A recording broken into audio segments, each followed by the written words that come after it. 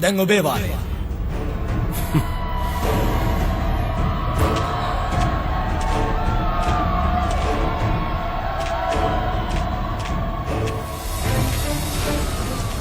සමාවන්න ගුරුතුමනි.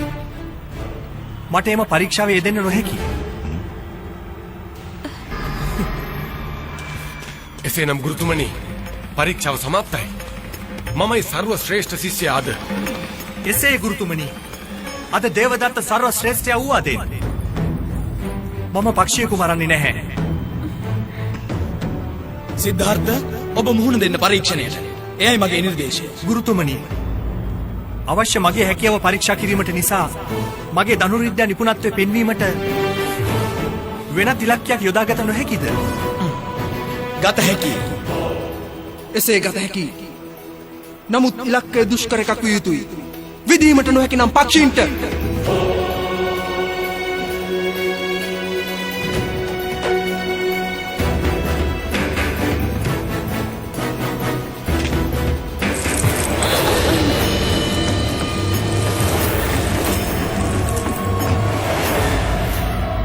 මෙය ඔබට හැකි උපරිම ජවයෙන් අහස දෙසට විසි කරන්න.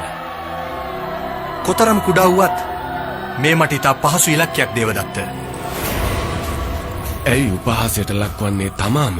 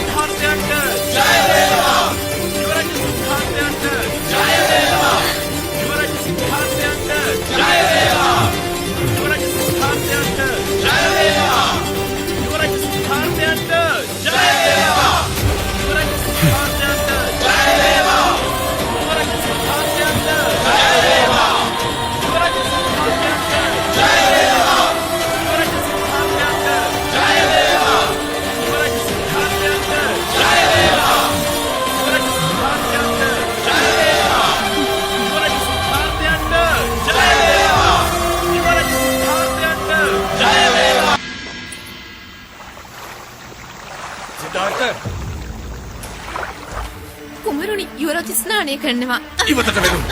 සිද්ධාර්ථ. ඔබට අවශ්‍යමා නින්දාවට පත් කිරීමටද?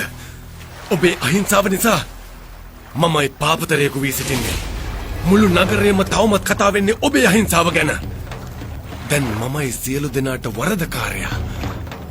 කොපමණ කපටීද ඔබ? දේවදත්ත, මා ඔබට කළේ කපටිකමක් නෙවෙයි. කුඩා කාලේ සිට දන්නවා ඔබ කිසිදු ප්‍රාණයක් නැසීමට මා විරුද්ධ බව. ඔබ මහා අහිංසාවාදියානේ. මතක තබා ගන්න සිද්ධාර්ථ. රජකමත් අහිමි වෙනවා දවසක ඔබේ අහිංසාව නිසා. ඔබේ අහිංසාවෙන් මට පළක් නැහැ. ඊළඟ වතාවේදී නම් කෙසේ හෝ සිද්ධාර්ථ දන්න උපක්‍රම වලින් මා පරාජය කරන්න. එසේ කරන්නට මා ඔබට අභියෝග කරනවා. ඊළඟ පරීක්ෂාවේදී ඔබ පරාජය නොකළොත් මේ කපිලවස්තු ගුරුකුලයේ උගත් දේවදත්ත නොවේම.